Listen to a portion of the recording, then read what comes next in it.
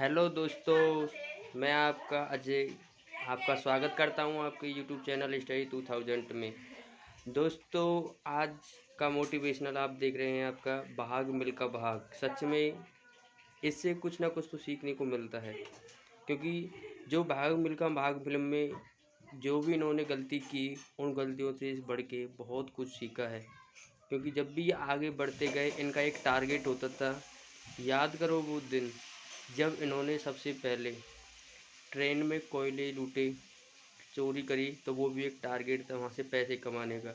फिर उन्होंने आगे बढ़े, वहाँ आगे जाने के बाद गोल्ड मेडल जीतना, या फिर वो जो कोड था इंडिया वाला, वो भी इन्होंने जीतने के लिए अपना टारगेट बनाया।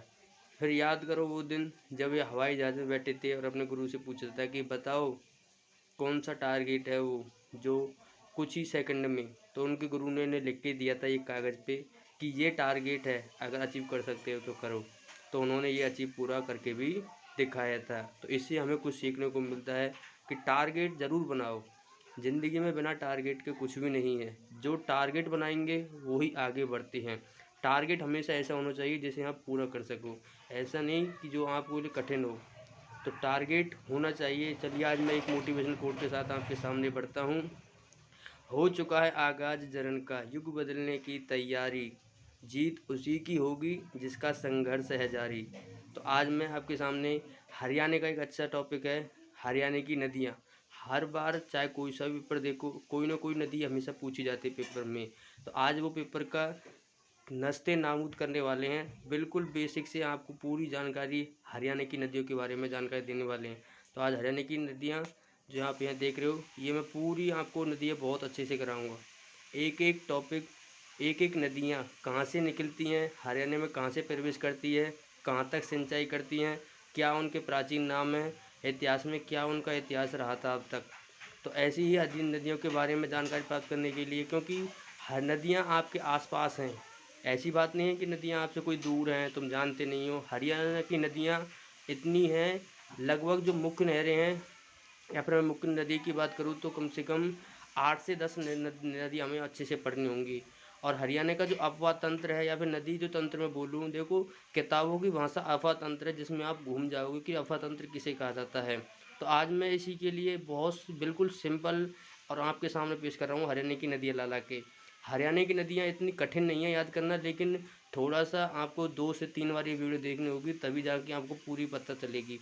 तो हरियाणा की नदियाँ 2 भागों में बटी हुई है, एक तो उत्तर भारत में बटी हुई है, एक दक्षिण भारत में बटी हुई है।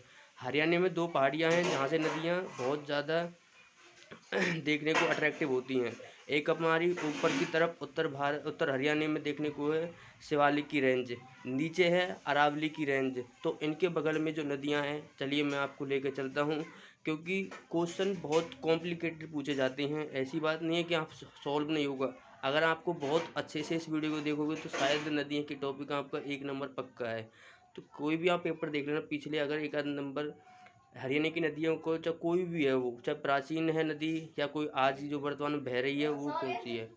अगर मैं पूरे हरियाणा की बात करूँ तो हरियाणा की 2 ही नदियाँ जो मुख्य हैं, जो जिनके बीच में हरियाणा पूरा बसा हुआ है। तो हरियाणा की अगर मैं एक स्ट्रक्चर बनाना चाहूँ आपके सामने कि हरियाणा किसे 2 तरफ बटा हुआ है। हरियाणा ये देखिए, हरियाणा 2 ही तरफ है। एक तो हरियाणा की इधर नदी बहती है और एक हरियाणा की ये नदी बहती है। जो ये वाली नदी मैंने बताई है ये हमारी घग्गर नदी, और ये जो मैंने बनाई है ये हमारी यमुना नदी। जो सबसे ज़्यादा हमारा हरियाणा इन 2 नदियों के बीच में बसा हुआ है।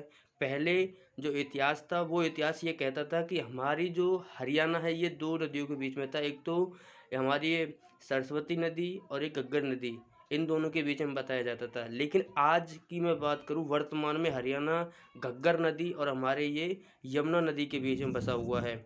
हरियाणा हमारा एक आज घग्गर नदी और यमुना नदी के बीच में बसा हुआ है।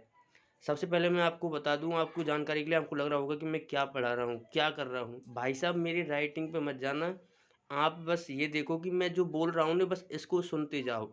राइटिंग तो आपको देखो बुक आपको बाज़ार में इतनी मार्केट में बुक मिलेंगी कि आप कहीं से ही पढ़ सकते हो। मुझसे भी ऐसे-ऐसे राइटर हैं जो अपनी-अपनी बुक लिखे हुए बैठे हैं।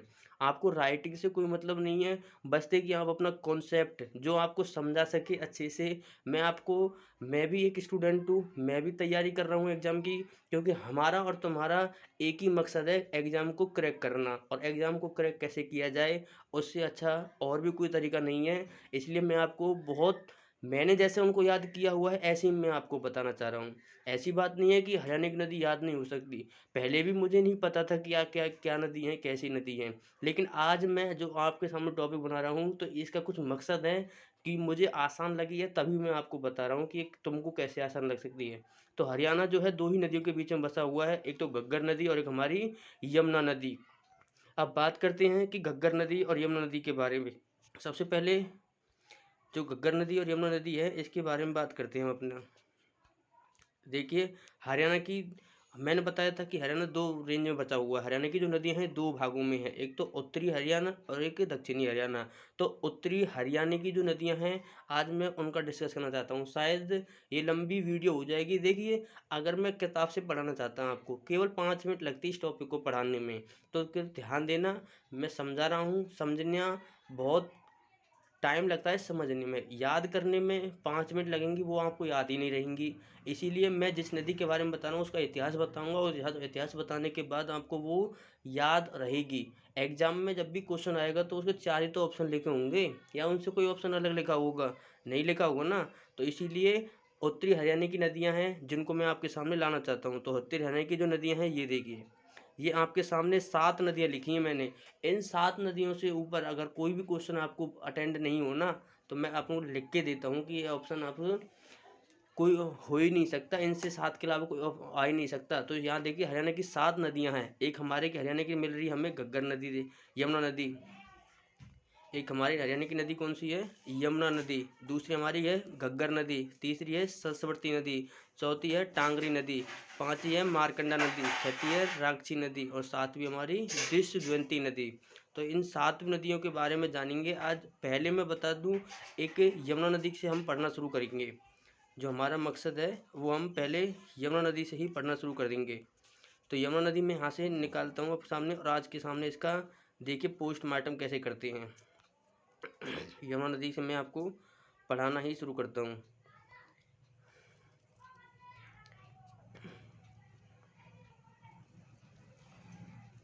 तो मैं आपके सामने यमुना नदी से ही यहाँ पे पढ़ाना शुरू करता हूँ आपको।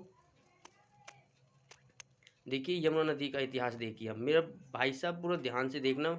ये है हमारा, यहाँ यमुना नदी यहाँ से निकलती है। ये ऐसी यमुना नदी बहती हुई जाती है और ये सीधे हमारे यहाँ एरिया में निकल आती है। ये ऐसे हरियाणा की नदी बह रही है, ये यमुना नदी। सबसे पहले नोट करना, ये जो नदी निकल के आती है हमारे, ये निकल के आती है उत्तराखंड के जो बंदरपुर ज़िला है। उत्तराखंड के बंदरपुर ज़िले से निकल के आती है। ठीक है, एक तो ये नोट करना कि उत्तराखंड के ये बंदरपुर ज़िले से निकल के आती है। फिर ये हरियाणा में कहाँ से प्रवेश करती है? चलो, उत्तराखंड की तो बात कर ली, अब ये देखते हैं कि हरियाणा में कहाँ से प्रवेश करती है। ये मैंने बना दी यमुनानगर। यमुनानगर का जो एक कलेसर क्षेत्र है, यहाँ से प्रवेश करती है। यमुनानगर के ये कलेसर से प्रवेश करती है। कहाँ से प्रवेश करती है? यमुना नदी के कलेसर से प्रवेश करती है। यमुना नदी जो हमारी ये कलेसर से प्रवेश करती है। एक तो ये हो गया। फिर दूसरा, जो एक क्वेश्चन अभी नया नया आया था कि यमुना नदी, मतलब ये पूछ लेते हैं कि हरियाणा का पूर्वी भाग और उत्तर प्रदेश का ये पश्चिमी भाग किस नदी के द्वारा अलग होता है? तो यमुना नदी के द्वारा ही ये अलग किया जाता है। दो क्वेश्चन। फिर इसके बाद नेक्स्ट, हमारा जो यमुना नदी है, ये यमुना नदी कितने जिलों में बहती है? यमुना नदी कितने जिलों में, हमारी सिंचाई की बात अलग है, और ये यमुना नदी बहती कितने जिलों में है, ये बात अलग है। तो ये यमुना नदी जो हमारी लगभग 6 जिलों में बहती है। पहले बताते थे 5, लेकिन अब ये 6 जिलों में, क्योंकि अब नया जिला बन गया है हमारा ये पलवल, तो इसकी वजह से ये 6 जिलों में बहती है। कितने जिलों में बहती है? ये 6 जिलों में। ये 6 जिलों, आप बिल्कुल 6 जिले की टेंशन ना लो, 6 जिले हम अपना बता देंगे आपको कैसे भेजने हैं। तो चलिए 6 जिले की बात करता हूँ मैं आपको। यमुना नदी जो हमारी 6 जिले बहती है, इनको देखिए एक बार। तो ये यमुना नदी जो हमारी 6 जिलों में बहती है, इसको लिख लीजिए पहले। ये जैसे यहाँ से शुरू होगी है हमारी घग्गर नदी, यमुना नदी यहाँ से शुरू होगी। यहाँ दिन मिलेगा हमें पहले यमुना नगर यहाँ शुरू हो गया हमारा यमुना नगर। फिर इसके बाद शुरू हो गया हमारा करनाल। फिर इसके बाद शुरू हो गया हमारा पानीपत। फिर उसके बाद शुरू हो गया हमारा सोनीपत। सोनीपत के बाद हमारा हो गया फरीदाबाद। फिर फरीदाबाद के आता है हमारा लास्ट पलवल। ये 6 ज़िले हैं जहाँ जहाँ से ये बहती है। इनको और मैं इनके नाम डाल दूँ आपके सामने। ये 6 ज़िले हैं जहाँ जहाँ से हमारी यमुना नदी बहती है। तो कहाँ कहाँ से निकल रही है? 6 ज़िलों से बह रही है। पहला नोट करना यमुना नगर, शॉर्टकट नाम लिख रहा हूँ मैं, यमुना नगर। दूसरा करनाल। तीसरा पानीपत, पानीपत ऊपर है तो पानीपत। और तीसरा चौथा हो गया हमारा सोनीपत। और पांचवा हो गया हमारा फरीदाबाद। और छठा हो गया हमारा पलवल। अब देखिए यमुना नगर ये बहती है हमारी यमुना नगर से निकलती है पलवल में। तो ये एंडिंग जो जहाँ से शुरू होती है वो तो है हमारा यमुना नगर, और जो ख़त्म हो रही है हमारे हरियाणा की बात बताऊँ तो पलवल के हसनपुर में जाके ख़त्म हो जाती है। ये पलवल में हसनपुर में जाके ख़त्म नहीं, उससे आगे फिर ये यूपी में निकल जाती है। तो इसलिए हमारी जो रेंज है हमारे यहाँ ही बहती है। अब ये देखो इसकी लंबाई की बात करते हैं। अब 6 ज़िले आपको पता चल गया। अब सिंचाई और मैं बता दूँ एक बार आपको। पहले तो मैंने आपको बता दिया कि ये कितने ज़िलों में बहती है, 6 ज़िलों में। अब सिंचाई में थोड़ा सा डिफरेंट है बस। सिंचाई में ये 8 ज़िलों की सिंचाई करती है। कितने ज़िलों की सिंचाई करती है? ये 8 ज़िलों की सिंचाई करती है। देखो 5-6 ज़िले तो ये है ही। यमुनानगर हो गया, करनाल हो गया, पानीपत हो गया, सोनीपत हो गया, फरीदाबाद हो गया और हमारा पलवल हो गया। अब 2 ज़िले नए जोड़ लो जिसमें सिंचाई करती है। एक तो हो गया हमारा हिसार, एक होती है हमारा हिसार, और दूसरा हो गया हमारा रोहतक। इन दोनों ज़िलों में भी सिंचाई करती है। तो यमुना नदी कितने ज़िलों के पास सिंचाई करती है? 8 ज़िलों में सिंचाई करती है। अब मैं बात करता हूँ इसकी लंबाई की। अब इसकी लंबाई की बात करते हैं। लंबाई वैसे तो बहुत लंबी है, लेकिन हमारे जो हरियाणा में बहती है इसकी लंबाई है 320 किलोमीटर। कितनी है ये? हमारे यहाँ जो बहती है 320 किलोमीटर हमारे हरियाणा में सिंचाई करती है। फिर उसके बाद ये जो यहाँ से निकल के आती है वहाँ से कितनी ऊंचाई से निकल के आ रही है? ये 6330 मीटर ऊंचा, यानी कि ये बंदरपुर ज़िले के उत्तराखंड के बंदरपुर ज़िले से निकल के आ रही है 630 मीटर की ऊंचाई से। ठीक है जी। अब इसके बाद घग्गर नदी। अब घग्गर नदी से कुछ निकाली गई हैं कुछ नहरें। जो नहर निकाली गई है वो मैं नहर बता दूं आपको। जो घग्गर नदी से एक नहर निकाली गई है पश्चिम यमुना नहर, और घग्गर नदी से ही एक और नहर। पहले तो ये बता दूं कि मैं आपको, जो घग्गर नदी पश्चिम यमुना नहर निकाली गई है, सबसे पहले जब ये नहर नदी हमारे यहाँ यमुनानगर बहती थी ना, तो उस समय कितना % पानी हम इसका यूज करते थे? उस समय जो % पानी यूज करते थे हम 70% पानी यूज करते थे इसका। लेकिन आज की बात करूँ, वर्तमान में 2021 चल रहा है, तो इसकी मैं बात करूँ तो आज इसमें पानी % यूज करती है 47% यूज। अब कहोगे कि भाई यमुना तो वहीं की वहीं है, लेकिन पानी कैसे घट गया? पानी घटने का कारण यह है कि जो हमारे बगल में ये तुम्हें दिख रहा है ना, ये दिल्ली, अब इसको दिल्ली में कोई भी नदी नहीं बहती। अब इनको पड़ोसी राज्य है तो इसको भी कुछ ना कुछ चाहिए, पानी तो पीने को चाहिए। तो इसी खुशी में दिल्ली वालों ने हमें कुछ पैसे दिए और हमने दिल्ली के लिए एक नहर निकाल दी। उस समय 2 नहर निकाली गई थी। एक तो निकाली गई थी हमारे हरियाणा की तरफ, जिसे बोलते हैं पश्चिमी नहर। दूसरी निकाली गई थी दिल्ली की तरफ, जिसे बोलते हैं मुनक नहर। ये पूर्वी नहर भी कहलाती है और मुनक नहर भी कहलाती है। ये दोनों को पूछते हैं कि भाई यमुना नदी से कौन कौन सी नहरें निकाली गई हैं? 2 नहर हैं, एक तो पश्चिम यमुना नहर होगी और हमारी एक होगी मुनक नहर, जो दिल्ली वालों के लिए निकाल दी। क्योंकि दिल्ली वालों ने हमें कुछ पैसे दिए और हमने उनको सेवा देनी शुरू कर दी। इसीलिए तो हमारे दिल्ली हमसे पंगा नहीं लेता। दिल्ली क्यों पंगा नहीं लेता? क्योंकि उनको पता है भाई बिना पानी के तो कोई काम हो ही नहीं सकता। तो इसीलिए दिल्ली वालों को जो पानी दे रहे हैं वो हम ही देते हैं, बाकी और कोई पानी नहीं देता दिल्ली वालों को। तो इसलिए दिल्ली वालों के लिए निकाल दिया, और उसको निकालने के बाद हमारे पास कितना % पानी आया? आज हम वर्तमान में 47% पानी ही उसका यूज करते हैं। तो ये तो होगी हमारी घग्गर नदी। अब घग्गर नदी से मुझे नहीं लगता कि और क्वेश्चन कोई छूट गया है कोई। वैसे घग्गर नदी से जो क्वेश्चन आने हैं वो यही हैं, लेकिन हाँ इसकी मैं तुम्हें सहायक नदी और बता दूँ घग्गर नदी की। तो भाई साहब बिल्कुल नोट पे कॉपी उठा लो या फिर दिमाग में कुछ मत करना। इसकी सहायक नदी मैं आपको बताऊँ ना, घग्गर नदी की बिल्कुल शॉर्ट ट्रिक है। घग्गर नदी की अगर मैं आपको ये सॉरी सॉरी माफ़ करना, वेरी सॉरी, जो यमुना नदी है, यमुना नदी की मैं आपको जो घग्गर यमुना नदी है इसकी सहायक नदी मैं आपको बताऊं तो वो है एसपी बूढ़ी है। ये ट्रिक है इसकी, एसपी बूढ़ी है। देखो देखो भाई, ये जो मैं बता रहा हूँ ट्रिक, ट्रिक ऐसी बनाओ जो आपको याद रह सके। अगर आप ट्रिक इतनी ट्रिक बना लोगे कि आपको यही नहीं पता चलेगा कि हम कितनी कौन सी ट्रिक बनाई थी कौन सी नहीं, तो इसलिए मैं बस एक दो ट्रिक ही बताऊंगा आपको। तो एसपी बूढ़ी है, एसपी बूढ़ी का मतलब है कि जो ये सोम्बा है, ये एस है, इसका मतलब है सोम्बा नदी। इसका मतलब क्या हो गया? सोम्बा नदी। इसका मतलब क्या हो गया? सोम्बा नदी। और पी, इसका मतलब हो गया पथराला नदी। इसका मतलब क्या हो गया? पथराला नदी। इसका मतलब क्या हो गया? पथराला नदी। और बी बूढ़ी जो है इसका मतलब हो गया बूढ़ी नदी। तो यानी कि एसपी बूढ़ी है, यानी कि सोम्बा नदी, पथराला नदी, बूढ़ी नदी, ये किसकी सहायक नदियां हैं? यमुना नदी की सहायक नदियां हैं। फिर इसके बाद सहायक नदी ये होगी इसकी। अब इसकी मैंने सहायक नदी बता दी आपको।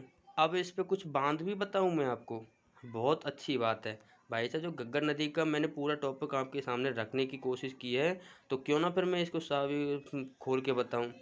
तो मैं आपसे कुछ नहीं छुपाऊंगा सच में।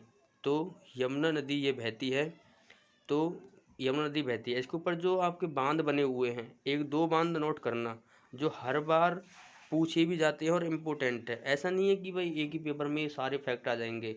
शायद आप जो पेपर दोगे किसी के पेपर में कुछ पूछा जाएगा, किसी के पेपर में कुछ, जो हरियाणा में शिफ्ट होती हैं पहले शिफ्ट में कोई क्वेश्चन आ जाएगा, सेकंड शिफ्ट में कोई क्वेश्चन आ जाएगा, तो ऐसे क्वेश्चन पूछे जाएंगे। तो पहला जो बांध बनाया हुआ है, एक तो है यहाँ पर हथनी कुंड बैराज। कौन सा है? हथनी कुंड बैराज। और दूसरा है हमारा ताजे वाला। दूसरा कौन सा है? ताजे वाला। देखो राइटिंग मत जाओ, मैंने तुम्हें बता दिया ना मुँह जबानी, तो ये ताजे वाला हो गया। अब देखो ये दोनों तो सबको याद है, हथनी कुंड बैराज और ताजे वाला। मैं आपको बताऊं, अगर सिलेक्शन चाहिए ना, तो सिलेक्शन के लिए वो क्वेश्चन आपको आना चाहिए जो दूसरे को नहीं आता हो। 100% सिलेक्शन है फिर आपको। तो ये दोनों सबको पता होता है, लेकिन मैं एक और बता दूं, जिन्होंने दिल्ली की नगर स्थापना की थी नहीं, उसका नाम क्या था? जिन्होंने दिल्ली नगर की, अभी मुझे एकदम याद नहीं आ रहा कि दिल्ली मतलब है, लेकिन मैं प्लेस बता दूं आपको, प्लेस कहाँ पर है वो। ये फरीदाबाद है नी, यहाँ है वो। जो हमारा फरीदाबाद ज़िला है नी, वो घग्गर नदी मैंने बताया था कहाँ कहाँ से निकलती है। यमुनानगर से निकलती है, और यमुनानगर को सिंचाई करती है, करनाल को करती है, पानीपत को करती है, सोनीपत को करती है, और फरीदाबाद को करती है, पलवल को करती है। लेकिन जो फरीदाबाद है नी, यहाँ एक बांध बनाया गया है, और उस बांध का नाम मुझे याद नहीं आ रहा। दिल्ली की, उन्होंने दिल्ली की स्थापना की थी लगभग छठी सातवीं शताब्दी में दिल्ली की स्थापना की थी उसने, और याद नहीं आ रहा मुझे। वो नदी यहाँ से निकाली गई है, वो फरीदाबाद में है, बस मुझे इतना याद है कि फरीदाबाद में है, वो याद नहीं है, जैसे मुझे याद आएगा मैं बता दूंगा आपको। तो यमुना नदी के बारे में इतने फैक्ट थे। चलिए एक और आपके सामने मोटिवेशनल कोट लेकर के आता हूँ। मंजिल ने हौसलों से कहा, मंजिल ने हौसलों से कहा कि तेरी बस की बात नहीं।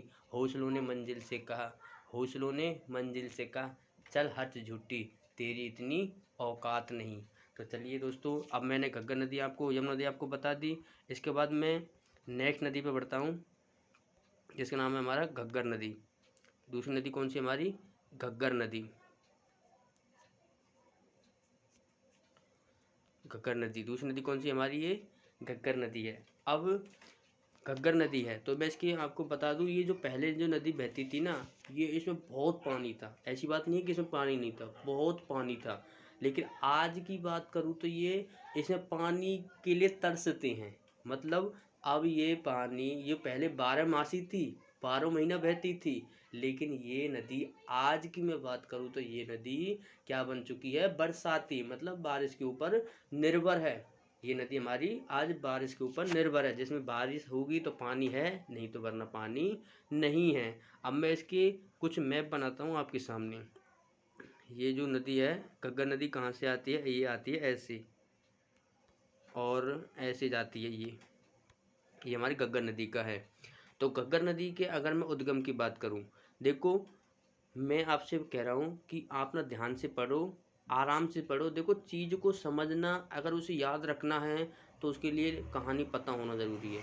लंबे समय तक अगर याद करना है, अगर ऐसा है कि भाई मुझे एक दिन याद करना है दूसरे दिन भूल जाना है, तो भाई साहब आप बुक से किसी से पढ़ लो, याद हो जाएगा। लेकिन अगर लंबे समय तक याद रखना है तो समझना बहुत ज़रूरी है आपके लिए, क्योंकि एग्ज़ाम बात उसी क्लियर नहीं हो रहा आजकल। एग्ज़ाम बहुत कंपटीशन बहुत ज़्यादा बढ़ चुका है मेरे भाई, तो इसलिए मेहनत करनी होगी लग के। मैंने पहले भी कहा था, आ चुका है वो युग जमन का, युग बदलने की तैयारी, जीत उसी की होगी जिसका संघर्ष है जारी। एक बार पढ़ने से पूरी बात नहीं बनेगी, इसे बार बार देखना होगा, बार बार याद करना होगा, देखते रहना होगा। तो देखिए मैं बताता हूँ घग्गर नदी। घग्गर नदी सबसे पहले मैं बता दूँ, घग्गर नदी जो है ये कहाँ से निकलती है, डाक साई की पहाड़ी से आती है। डाक साई की पहाड़ी से निकल के आती है। ये किसकी निकल के आती है, डाग साई की पहाड़ी से निकल के आती है, जो कहाँ पर है, हिमाचल प्रदेश। डागसाई की पहाड़ी से निकल के आती है हिमाचल प्रदेश। लेकिन अभी हरियाणा में कहाँ से प्रवेश करती है, तो ये हरियाणा में प्रवेश करती है मेरे भैया। ये हरियाणा में कहाँ से प्रवेश करती है, ये करती है हमारे पंचकुला। ये कहाँ से प्रवेश करती है, पंचकुला की शिवालिक पहाड़ी से। पंचकुला की शिवालिक पहाड़ी से। देखो शिवालिक पहाड़ी 3 जगह फैली हुई है, पंचकुला, अम्बाला, यमुनानगर। तो इसलिए पंचकुला की शिवालिक पहाड़ी से ये निकल के वहाँ से बहती हुई आती है। तो ठीक है, मैंने आपको निकलने के बारे में बता दिया। अब मैं आपको बताता हूँ कि ये इसके द्वारा सिंचाई कितने जिलों में की जाती है। ये 5 जिलों में सिंचाई की जाती है। अब मैं 5 जिले आपको बता दूँ, इसी मैप में बताऊँगा। एक तो ये जहाँ से निकल रही है पंचकुला, फिर दूसरा अम्बाला, फिर जो तीसरा है हमारा कैथल, फिर उसके बाद फतेहाबाद, और फिर उसके बाद ये सिरसा। ये 5 जिलों में सिंचाई करती है।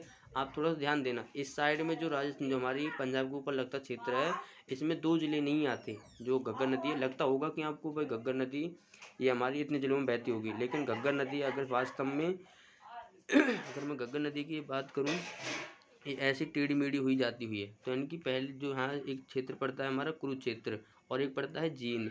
इन 2 जिलों में सिंचाई नहीं करती। तो ये कितने जिलों में सिंचाई करती है, 5 जिलों में सिंचाई करती है। पंचकुला, अम्बाला, कैथल, फतेहाबाद और सिरसा।